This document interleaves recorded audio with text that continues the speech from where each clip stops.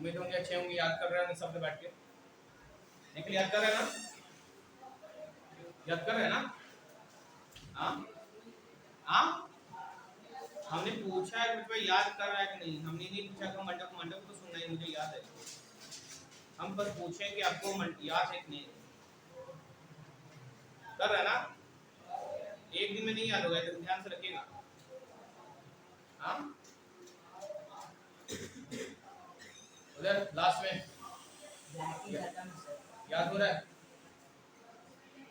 याद हो रहा है? चलिए, हेडिंग वाली का न्यूक्लियस हम पढ़ा चुके हैं। न्यूक्लियस की कहानी भी कर चुके हैं पूरा ना। हेडिंग वाली का माइटोकॉन्ड्रिया। सबसे पहले बात बोल दूं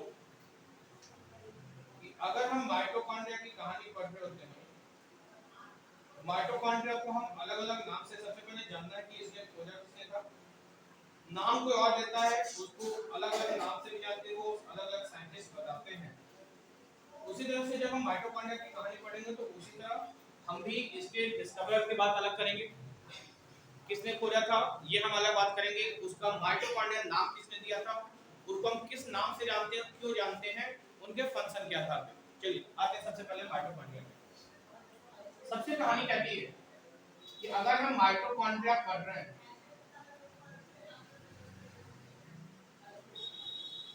माइटोकॉन्ड्रिया पढ़ रहे हैं,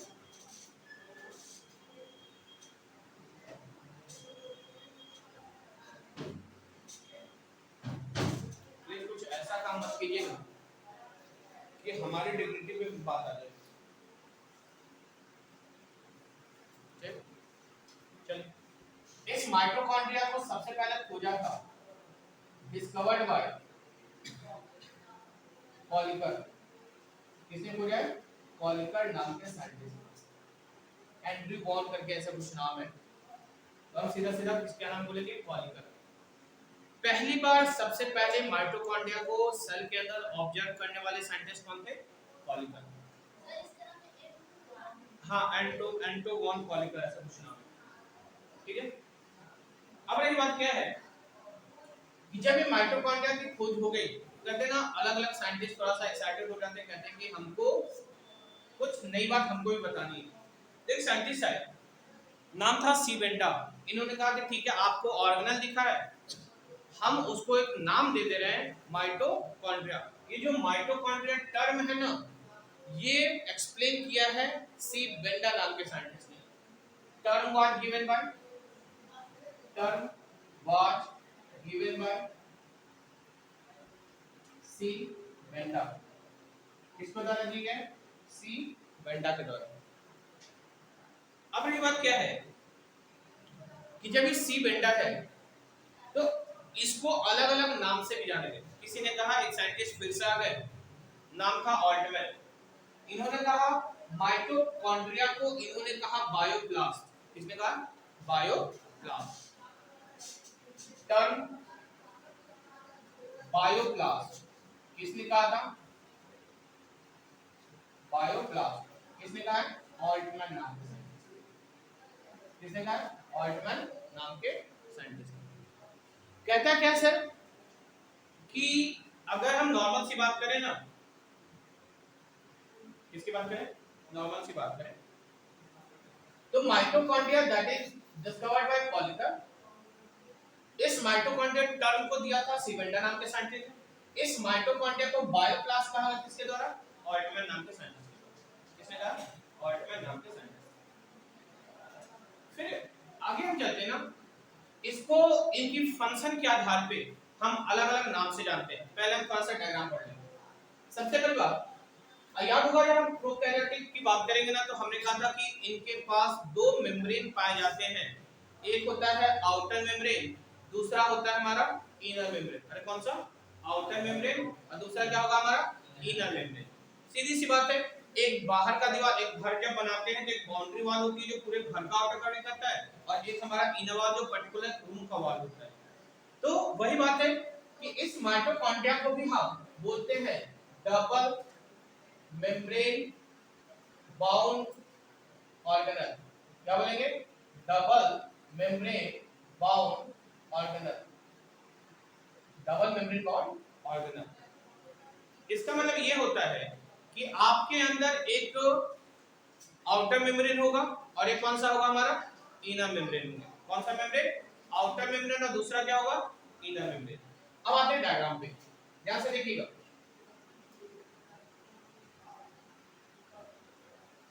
सॉरी,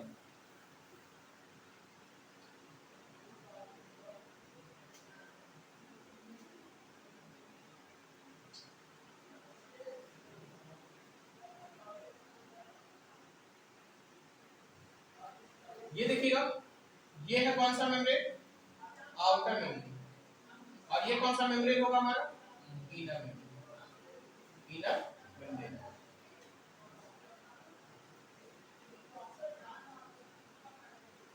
इनके अंदर यहां पे देख रहे हैं, ये दो के बीच इनर और आउटर के बीच स्पेस दिख रहा है क्या?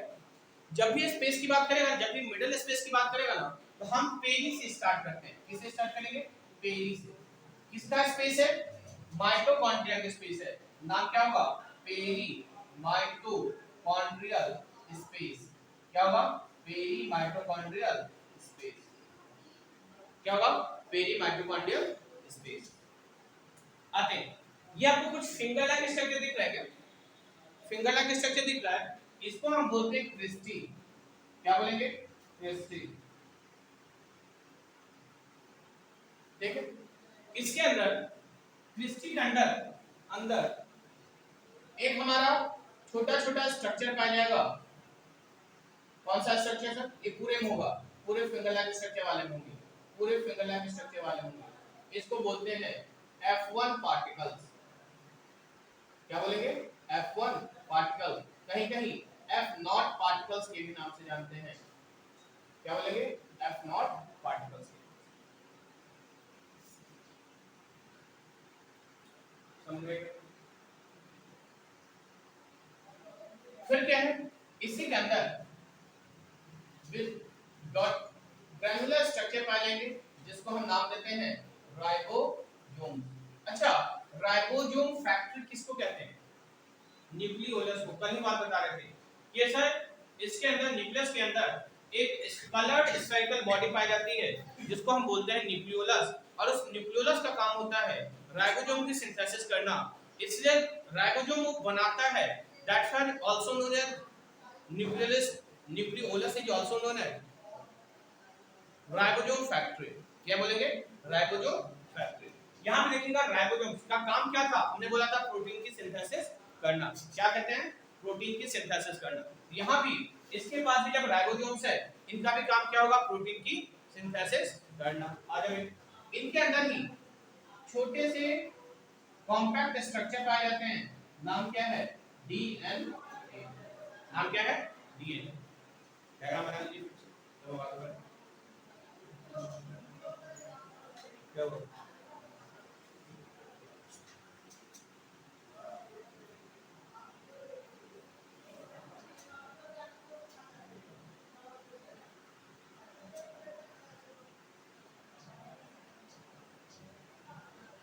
ऐसा डायग्राम सिर्फ आपको समझ में, ऐसा डायग्राम जो आप टीचर को समझाएं, बस नाम आना चाहिए समझ में।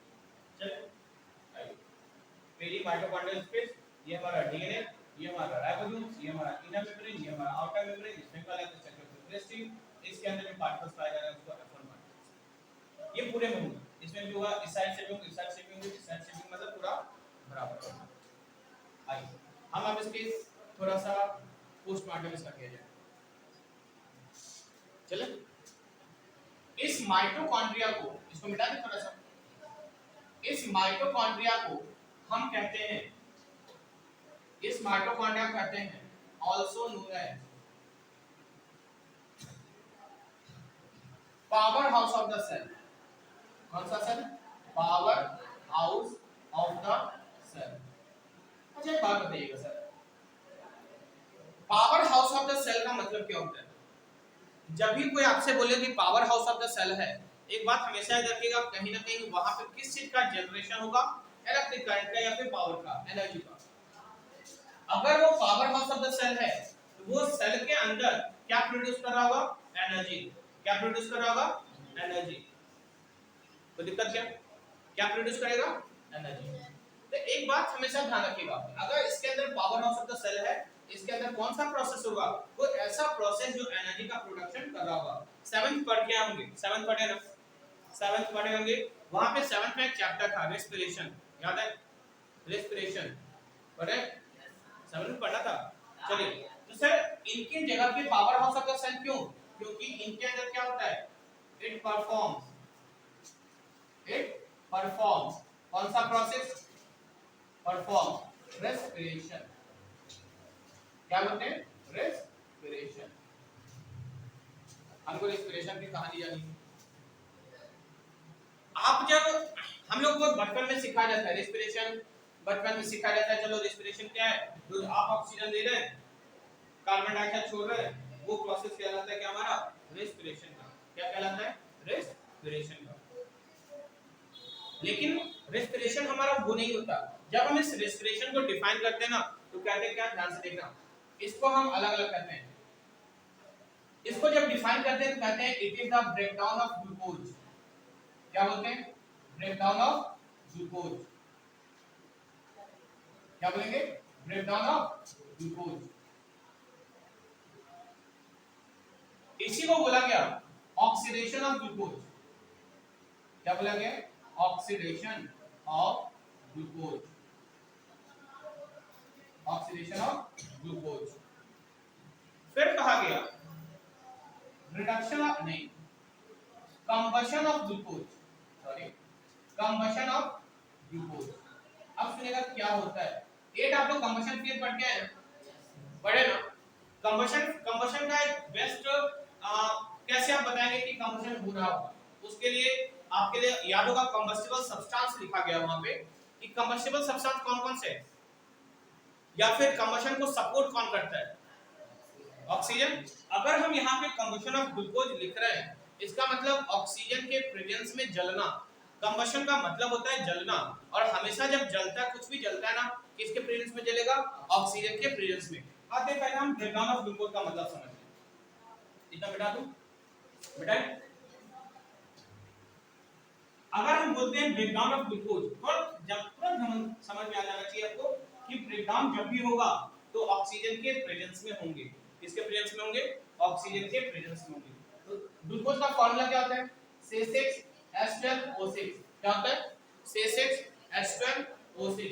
लेकिन शायद हम जब सेल वॉल पढ़ा रहे थे तो हमने कहा था ग्लूकोज से शुगर बनता है, चीनी बनता है। चीनी का फार्मूला C12H22O11। सर आप कहेंगे आप जब दोगुना बोल रहे हैं, तो हमने कहा था कि जब ये शुगर से, ग्लूकोज से शुगर बन रहा होता है ना, वहां से वाटर के मॉलिक्यूल्स भी बनते हैं। वहां अगर सबको जोड़ देना, इसका जस्ट दोगुना हो जाता है।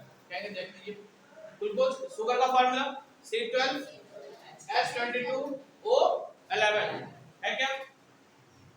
C12H22O11। कितना ऑक्सीजन कम हो गया? हाइड्रोजन कम है? अरे नहीं, 12 दूनी 24, 2 कम है यहाँ पे, तो इसमें से बनता क्या है? 2 हाइड्रोजन। ऑक्सीजन 6 दूनी 12 होना चाहिए, जबकि मेरे पास कितना है? 1, 11, मतलब 1 की कमी। तो यहाँ पे जब शुगर से, सॉरी, ग्लूकोज से शुगर बन रहा होता है ना, यहाँ से बनता क्या, निकलता क्या हमारा? वाटर। अरे क्या निकलेगा आपका?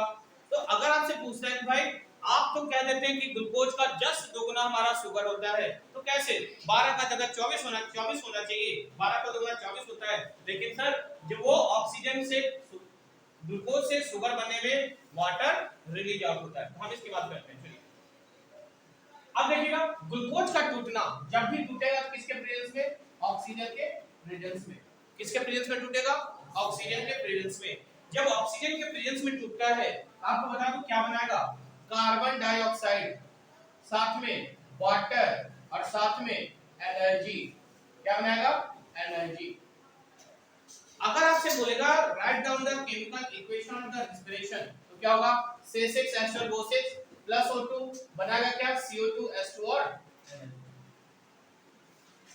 यही एनर्जी जब आप खाना खाते हैं तो वो होता है ना, खाना खाने के बाद आपको कहते हैं कि अरे अब मेरी एनर्जी आ गई। वो एनर्जी कैसे आ रही है सर? ग्लूकोज टूट रहा है, किसके प्रेजेंस में? आप जो ऑक्सीजन ले रहे हैं ना, उसका काम ही है ग्लूकोज का तोड़ना। ग्लूकोज को तोड़ना किसका काम है?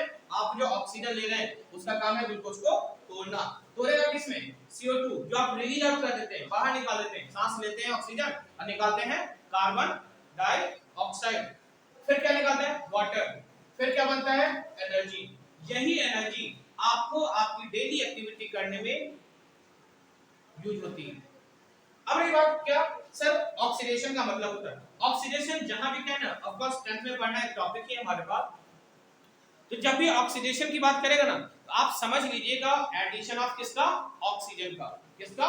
एडिशन। बताओ भाई इस ग्लूकोज के साथ किसको ऐड कर रहा है? किसको एडिशन कर रहे हैं? ऑक्सीजन का। तो प्रोसेस क्या कहलाएगा? किसके साथ कर रहे हैं? ग्लूकोज के साथ। अरे किसके साथ कर रहे हैं? तो ऑक्सीडेशन ऑफ ग्लूकोज। फिर क्या देगा हमको? CO2 H2 और एनर्जी। फिर सुनो भाई कंबशन। कंबशन हमेशा किसके प्रेजेंस में होता है? ऑक्सीजन के प्रेजेंस में। किसके प्रेजेंस में होगा? ऑक्सीजन के प्रेजेंस में। तो यहाँ पे देखिए ग्लूकोज किसके प्रेजेंस में जल रहा है?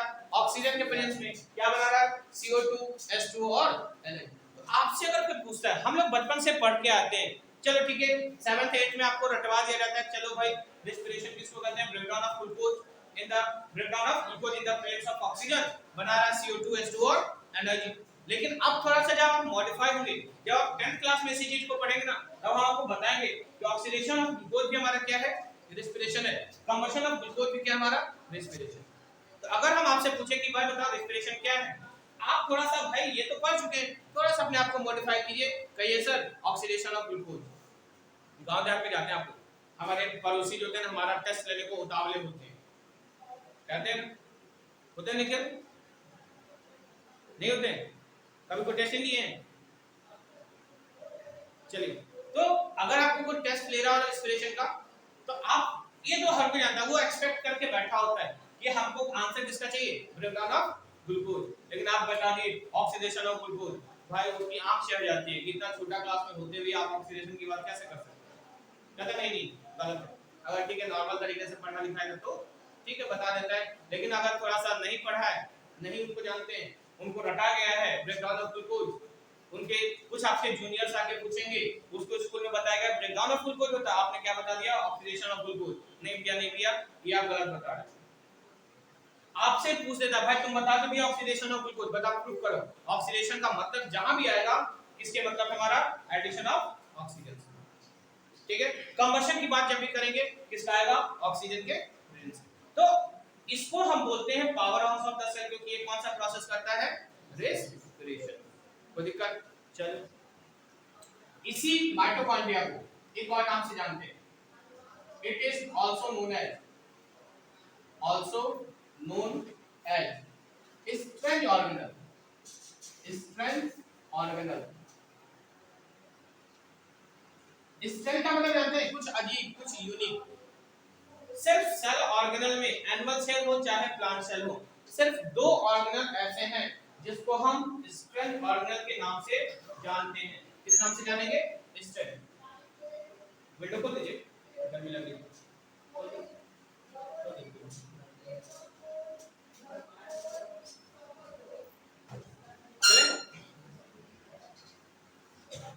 अब वाह क्या बात है, मौका मिला नहीं कि विंडो देखना शुरू।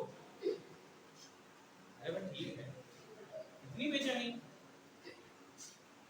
नहीं ना? चलिए आइए, पीछे देखेंगे तो सारा दिमाग में घुस जाएगा, पीछे याद भी नहीं कर। अच्छा हटा हटे बस, बड़ी तेज है, हंसने भी लेंगे पता भी नहीं चलेगा, मन में गाली भी दे देंगे, नहीं ना? चलिए चले आगे आ जाओ। क्या है सर? इनको हम बोलते हैं स्ट्रैंड ऑर्गेनल्स। क्यों बोलते हैं? इनके पास खुद का डीएनए है। किसका? खुद का डीएनए है और खुद का राइबोसोम। अभी हम दिखा रहे थे ना, डीएनए है, राइबोसोम है। तो ये सिर्फ 2 ऑर्गेनल ऐसे हैं, 2 ऑर्गेनल ऐसे हैं जिनको हम क्या बोलते हैं? Strand organelle. एक है कौन? माइटोकॉन्ड्रिया, और दूसरा कौन है? दूसरा कौन है? प्लास्टिड। कौन है? प्लास्टिड। ठीक है, आइए अगर आपसे पूछते हैं why it is called strand organelle? Due to presence of DNA and ribosomes. इसको स्टैंड ऑर्गेनेल्स क्यों कह रहे हैं? क्योंकि इनके पास खुद का डीएनए है और खुद का राइबोसोम्स है। इसके अलावा सिर्फ दो के अलावा किसी के पास खुद का डीएनए खुद का राइबोसोम्स नहीं होता। क्या हुआ? चलो इसी को हम बोलते हैं semi autonomous organelle. It is known as semi autonomous organelle। Semi autonomous organelle क्योंकि सर इनके पास सेल रेप्लिकेट करने की क्षमता होती है। रेप्लिकेट मतलब कॉपी बनाने की क्षमता होती है। एक माइटोकॉन्ड्रिया 2, 2 से 4, 4 से 8। इनके पास सेल्फ रेप्लिकेशन, रेप्लिकेशन का मतलब होता है कॉपी बनाना। हमने कहा भाई निखिल का रेप्लिकेशन तैयार करना, मतलब आपके पास में एक निखिल एकदम हूबहू यही पे आ गया। व्यवहांश का बनाना है एकदम निखिल व्यवहांश की तरह आ गया। प्रतीक का बनाना है एकदम प्रतीक के बगल में प्रतीक का कॉपी तैयार हो गया। तो रेप्लिकेट करने की क्षमता होती है due to having tendency of self replication.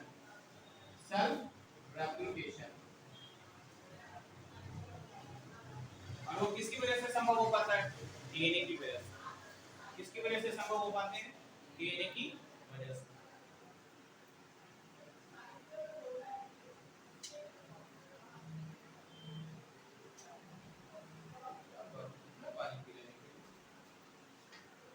इतनी गर्मी तो नहीं है और दिन की वजह से नॉर्मल गर्मी आज तो उतनी गर्मी नहीं है ना, फिर भी इतना पानी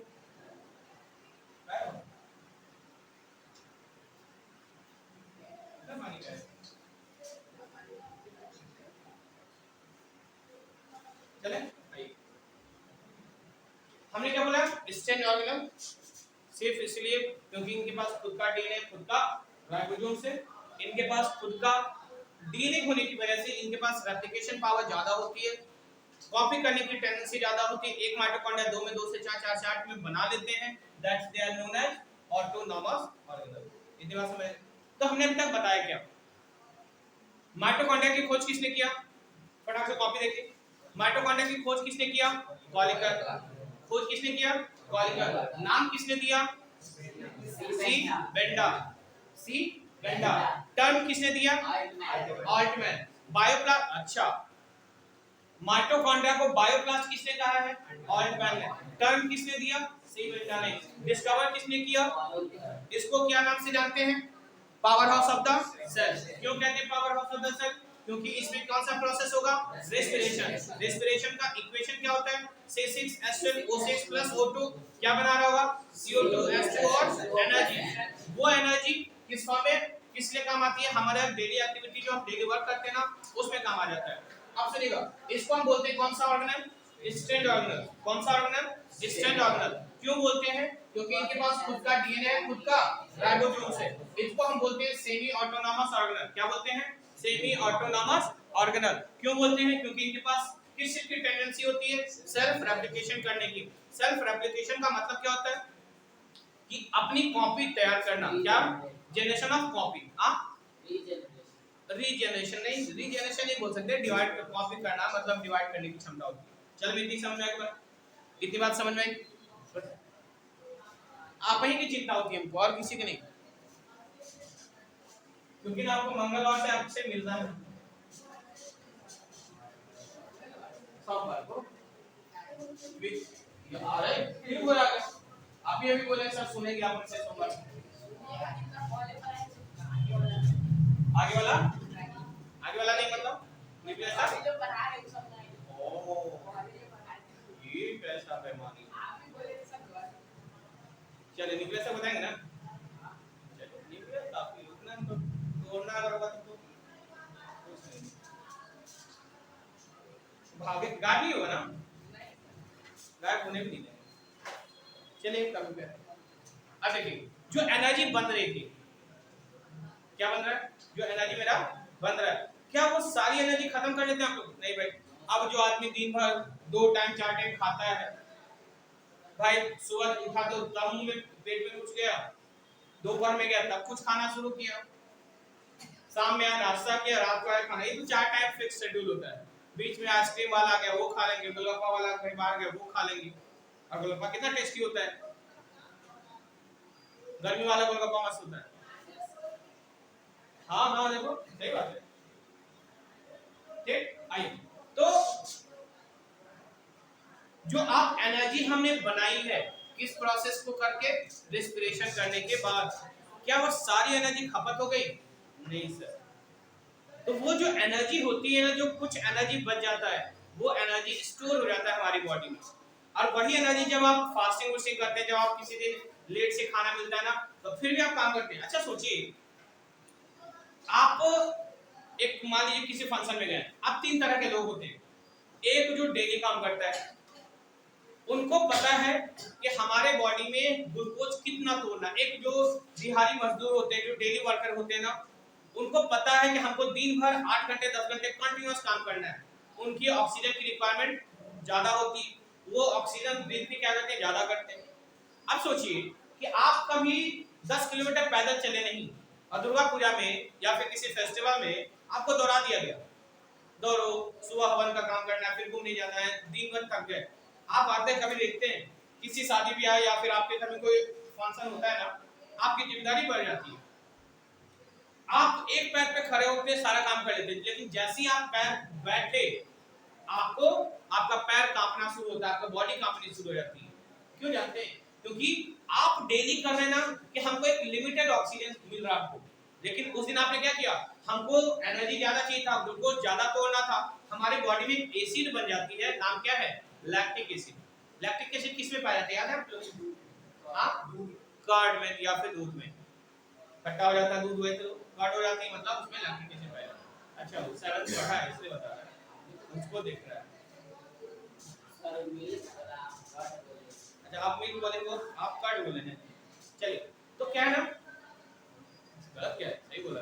हाँ, तो मुद्दा क्या है मेरे पास कि हमारे बॉडी में जब आपको ऑक्सीजन का सप्लाई नहीं होता तो कौन सी एसिड बन जाती है, लैक्टिक एसिड। वही लैक्टिक एसिड की वजह से हमारा पैर क्या होता है, कांपता है। तो हमने बोला कि ठीक है भाई, आप जो एनर्जी स्टोर कर रहे हैं, वो एनर्जी स्टोर हो जाती, जो बच जाती है वो एनर्जी स्टोर हो जाता है किस फॉर्म में, एटीपी के फॉर्म में। तो हम बोल सकते हैं remaining energy, remaining energy is stored, is stored किस फॉर्म में, in the form of, in the form of ATP. क्या बनेगा, एटीपी। इसको बोलते हैं एडिनोसाइन ट्राइफॉस्फेट। लिख लीजिएगा, क्या बोलेंगे, एडिनोसाइन ट्राइफॉस्फेट।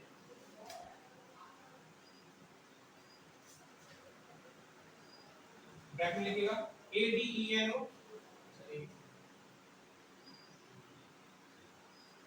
ADENO, ADENOSINE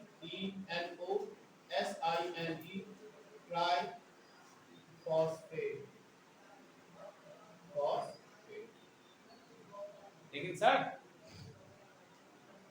ये एटीपी के फॉर्म में तब स्टोर होगा जब एनर्जी का अमाउंट ज्यादा हो, लेकिन जब कम होगा तो किस में स्टोर हो जाता है, एडीपी के फॉर्म में।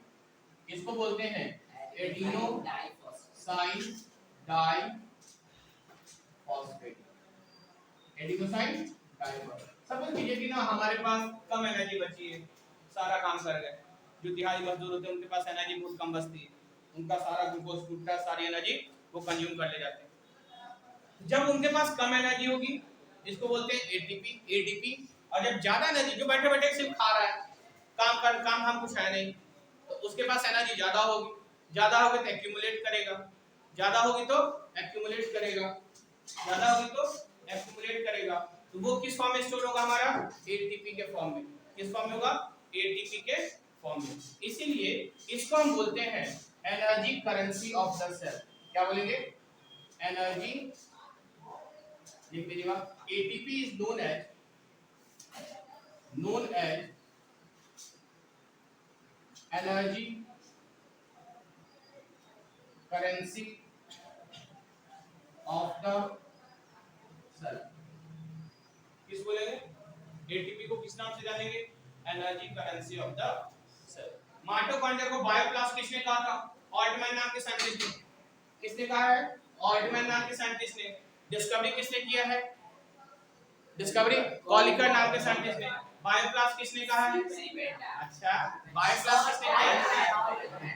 टर्म किसने दिया है? यीशु के कहते रट्टू तोता की तरह बोलते जाओ। सर आप बोल दिए पहले कि टर्म दिया और हम कब बोले? आप दोबारा फिर बोले। अच्छा, इसको किस नाम से जानेंगे? Power of the cell. दूसरा नाम स्ट्रैंड ऑर्गेनल, तीसरा नाम semi autonomous organelle. Store energy किसमें होता है? एटीपी के फॉर्म में। अगर कम एनर्जी बची है तो किसमें होगा? एटीपी के फॉर्म में। इसलिए एनर्जी के बगैर हम कुछ कर नहीं सकते, जिस तरह से पैसे के बगैर हम कुछ नहीं कर सकते, इसलिए हम बोलते हैं क्या इसको? Energy currency of the. कोई दिक्कत? रहने दे।